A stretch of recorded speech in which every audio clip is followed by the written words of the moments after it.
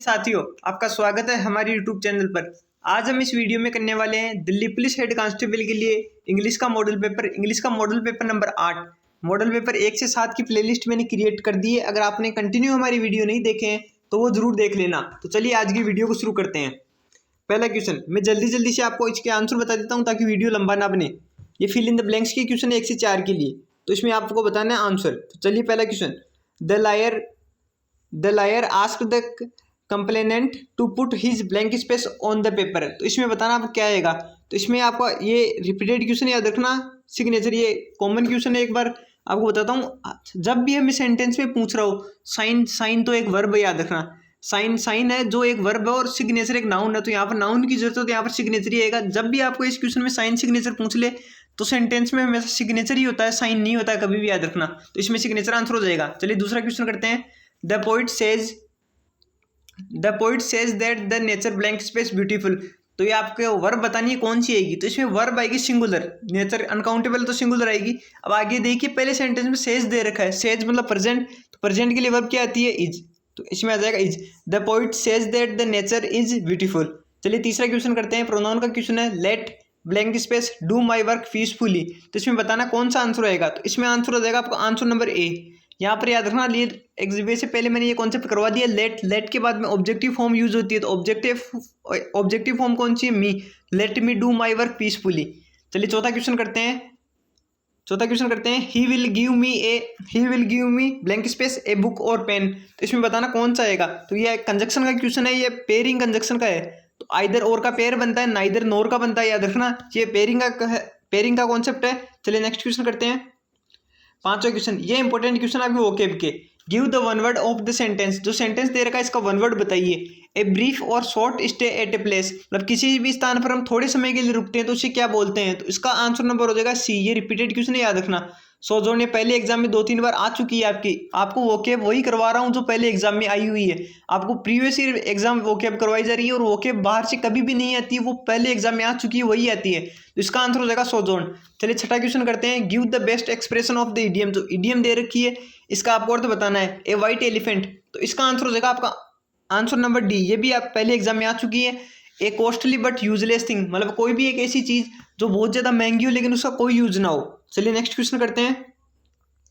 सातवां question, he did went to market yesterday. तो इसमें ये 7 से लेकर 10 तक के क्वेश्चन है, इंप्रूवमेंट के क्वेश्चन है। आपके 3 से 4 क्वेश्चन इंप्रूवमेंट के जरूर आते हैं। He did went to market yesterday, जो रेड कलर से लिखे हुए इनमें आपको इंप्रूवमेंट बताना है। तो पहले में आपको इंप्रूवमेंट बताना डिड, याद रखना। डिड के बाद में वर्ब की फर्स्ट फॉर्म की यूज होती है, लेकिन ऑप्शन देखिए, ऑप्शन में कहीं भी वही डिड वाला कॉन्सेप्ट दे ही नहीं रखा, तो आप डिड को उठा दीजिए, वर्ब की सेकंड फॉर्म डायरेक्ट यूज हो जाएगी। तो इसमें आपका आंसर हो जाएगा option number b, went. He went to market yesterday. चलिए 8वां क्वेश्चन करते हैं। और 8वां क्वेश्चन ऐसा क्वेश्चन अगर आपने पहले पढ़ा हुआ है तो ही कर सकते हो, या आपको इतना हिंट दे सकता हूँ, नाउन का क्वेश्चन है। Sport activity are essential for. तो आपको एक चीज तो यहीं से समझ में आ जाएगी, यहाँ पर क्या आएगा, स्पोर्ट्स एक्टिविटी का प्लुरल आएगा, क्यों आगे वर्ब देखिए आर। अगर आप कुछ भी नहीं आता तो आगे आप देखकर भी कर सकते हो। तो इसमें प्लुरल कौन सा, इसमें प्लुरल आपका ऑप्शन नंबर बी है। और भी है लेकिन बताता हूँ रीजन। कभी भी स्पोर्ट नहीं होता, स्पोर्ट्स होता है। स्पोर्ट्स प्लुरल हो गया तो इसके बाद में जो भी नाउन आएगा वो हमेशा प्लुरल आएगा। तो एक्टिविटी का प्लुरल क्या हो जाएगा, एक्टिविटीज। तो sports activities are essential for, याद रखना। चलिए 9वां क्वेश्चन करते हैं। He is the rose boy in the class. इसमें आपको बताना है रोस की जो कौन सा आएगा, याद रखना। द किसके लगता है, द किस डिग्री के पहले लगता है, कंपैरेटिव के लिए कुछ रूल होते हैं उनमें ही लगते हैं, बाकी इसे नॉर्मली कंपैरेटिव डिग्री के पहले द नहीं लगता है। द लगता है सुपरलेटिव डिग्री के पहले। सुपरलेटिव डिग्री कौन सी है, c option. He is the roast boy in the class. तो आपका ऑप्शन नंबर सी आपका राइट हो जाएगा। चलिए 10वां क्वेश्चन करते हैं। She is a much wise girl. ये एडजेक्टिव का क्वेश्चन है, तो इसमें आपका आंसर नंबर हो जाएगा आंसर नंबर बी। अब आंसर नंबर बी क्यों होता है मैं इसका रीजन बताता हूँ। याद रखना, पॉजिटिव डिग्री जब भी दे दे आपको, कभी भी पॉजिटिव डिग्री के पहले हमेशा वेरी का यूज होता है, जो कंपैरेटिव सुपरलेटिव डिग्री दे दे कभी भी तो उसके बाद मच का यूज होता है। ये कॉन्सेप्ट रिपीट होता है कई बार एग्जाम में, याद रखना। चलिए नेक्स्ट क्वेश्चन करते हैं। ये वोकेब की क्वेश्चन है। ये वोकेब आज की जरूर, ये 2 वन वर्ड ईडीएम देख लो, वो भी इंपॉर्टेंट है। ये जो एंटोनिम सिनोनिम दे रही है ये भी इंपॉर्टेंट है। ये पहले एग्जाम में आ चुकी है, वही करवा रहा हूँ, अभी भी सुन लेना, एग्जाम में एज इट इज मिलेगी आपको। Give the opposite meaning of the word. जो वर्ड दे रखा है उसका अपोजिट बताना है। ये एग्जाम में मेरे भी आई हुई है। ड्विंडल का अर्थ होता है किसी भी चीज को कम करना, तो इसका एंटोनिम पूछा है तो एंटोनिम तो हो जाएगा इंक्रीज, किसी भी चीज को बढ़ाना। और इसका सिनोनिम पूछे तो इसका सिनोनिम डिक्रीज हो जाएगा। याद रखना, ड्विंडल, ड्विंडल होता है किसी चीज़ को कम करना, तो इसका एंटोनिम हो जाएगा किसी चीज़ को बढ़ाना। चलिए 12वां क्वेश्चन करते हैं। Give the similar meaning of the word, जो वर्ड दे रखा है उसका सिमिलर बताना है। कैंडिड, कैंडिड ये तो इजी है, आप वो कैंडिड वाला तो कर दोगे। कैंडिड का अर्थ होता है एक स्पष्ट व्यक्ति, इसका आंसर हो जाएगा frank, option number b, frank. चलिए नेक्स्ट क्वेश्चन करते हैं। ये 13 से लेकर 16 तक के, इनमें आपको इन सेंटेंस में एरर बतानी है। एरर करने का तरीका ये, आप पहले सेंटेंस को आराम से पढ़िए, पूरा पढ़िए, और फिर एक एक पार्ट्स ऑफ स्पीच जितने भी हमारे बनते हैं उनको उठाइए। भाई इसमें नाउन की एरर नहीं है, टेंस की नहीं है, सब्जेक्ट वर्ब की नहीं है, वो एक एक उठाइए। तो चलिए 13वां क्वेश्चन करते हैं। He wants to deal in me for something, तो इसमें आपके एरर बता देता हूँ। एरर आपके ऑप्शन नंबर बी में एरर है क्या, मैं बता दूँ। यहाँ पर प्रीपोजिशन की एरर है। ये डील वाला कॉन्सेप्ट रिपीट होता है, याद रखना। डील के साथ दो प्रीपोजिशन यूज होती है, एक डील के साथ यूज होती है इन, एक डील के साथ होती है विथ, दोनों यूज होती है, लेकिन यहाँ पर इन नहीं आएगा, यहाँ पर आएगा विथ। डील के साथ विथ आता है अगर आगे कोई पर्सन दे रखा हो। तो इस आपके इस ऑप्शन में देखिए, यहाँ पर दे रखा है पहले से मी क्या है, पर्सन, तो पर्सन के साथ क्या आता है विथ, डील विथ आ जाएगा। और अगर यहाँ पर थिंक दे रखी हो तो डील इन हो जाता है। याद रखना, आप डील वाला रिपीट हो तो दोनों प्रीपोजिशन मैंने करा दी है आपको, याद रखना। चलिए 14वां क्वेश्चन करते हैं। One of the most widely spread bad habits are the use of smoke, ये वन ऑफ द का रिपीटेड क्वेश्चन है, याद रखना।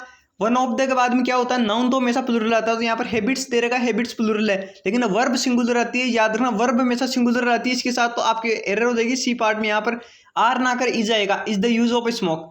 चलिए 15वां क्वेश्चन करते हैं। ये कॉन्सेप्ट मैंने पहले करवा दिया, अब तो आपका सही होना चाहिए। आप आ रहे हो मेरी वीडियो को देख रहे हो, आपको नहीं आता कोई प्रॉब्लम नहीं है, लेकिन आप वीडियो को देखने के बाद वो क्वेश्चन सीख के जाओ, ताकि आगे कभी भी आए तो आपको गलत ना हो, ये आपका मैटर करता है। चलिए 15वां क्वेश्चन करते हैं। Being a rainy day Vijay decided to stay at home and work further on problem, तो इसमें आपके एरर बताता हूँ। एरर आपके किस पार्ट में, इसके एरर है ए पार्ट में। ए पार्ट में एरर क्या है, अगर किसी ने पहले पढ़ा होगा तो उसको तो पता होगा। ए पार्ट में एरर ये है कि यहाँ पर बीइंग से पहले इट का यूज होगा।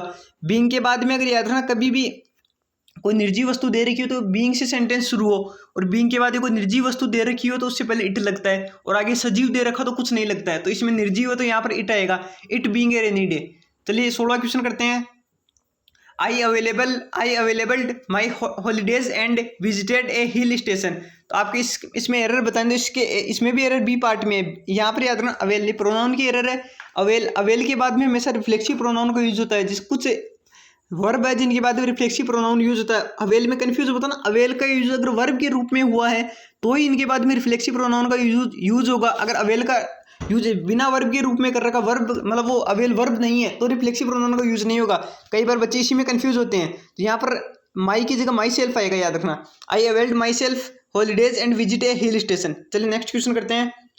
17वां question. Find the correct spelling, ये स्पेलिंग रिपीट होती है, आपको याद रखना। तो इसमें करेक्ट स्पेलिंग डायरेक्ट बता दूं, कुछ बच्चों को तो याद होगी। इसमें correct spelling option number b है, रिसीव। रिसीव की स्पेलिंग होती है RECEIVE, याद रखना, रिसीव की स्पेलिंग ये होती है।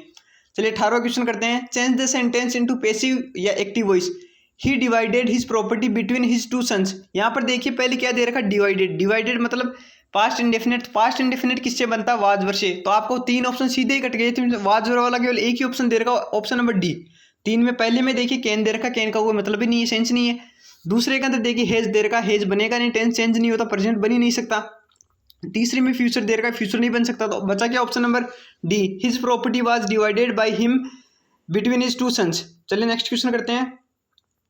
19वां question. Change the narration. I said to him when did your school close, तो इसमें बताना आपको कौन सा सही होगा।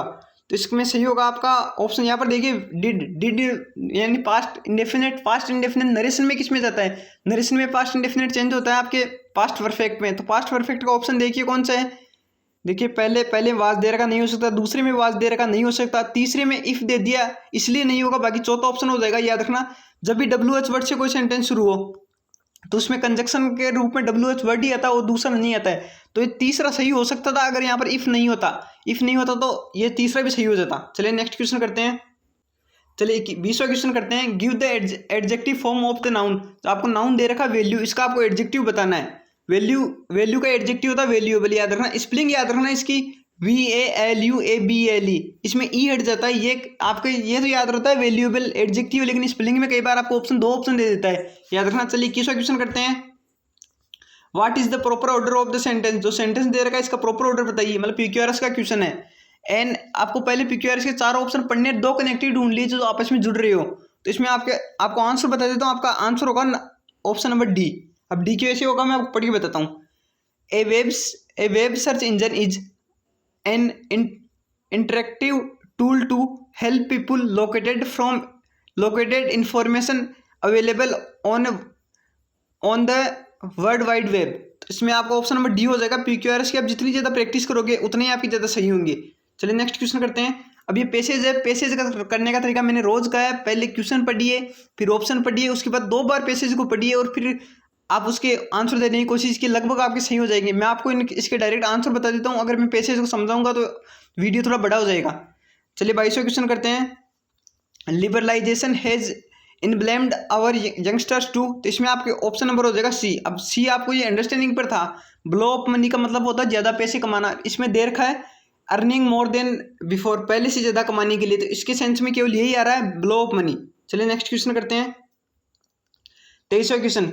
The average age of a person taking housing loan has come down because. आपका इसमें आंसर हो जाएगा, ये एज इट इज दे रखा है पैसेज में सी, गोज इन म्यूचुअल फंड्स। चलिए 24वां क्वेश्चन करते हैं। Which of the following is false.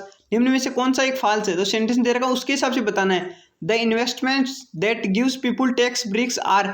इसमें आपके फॉल्स है option number d. Option number d का तो क्वेश्चन इस पैसेज में जिक्र ही नहीं हुआ, इसलिए ऑप्शन नंबर डी गलत हो जाएगा। बाकी तीनों का दे रखा है पैसेज में, दे रखा पढ़ लीजिए आप। कुछ लोग ऐसे देख रहे हो पैसेज में बता ही नहीं रहे, पैसेज में एज इट इज दे रखा है इसलिए नहीं बता रहा। तो नहीं दे रखा वो मैं आपको बता दूंगा अलग से। चलिए 25वां क्वेश्चन करते हैं। ब्लोइंग इट अप मीन्स, इसका मतलब क्या होता है। तो इसका मतलब होता है एग्जैगरेट। ये आपका वोकेब का क्वेश्चन है। एक क्वेश्चन अगर आपकी किस्मत खराब हुई मेरे हिसाब से तो वोकेब का क्वेश्चन आपके पैसेज में जरूर मिलेगा। तो ये आपके 25 क्वेश्चन कंप्लीट होते हैं। अगर वीडियो अच्छा लगा हो तो लाइक शेयर सब्सक्राइब जरूर कीजिए।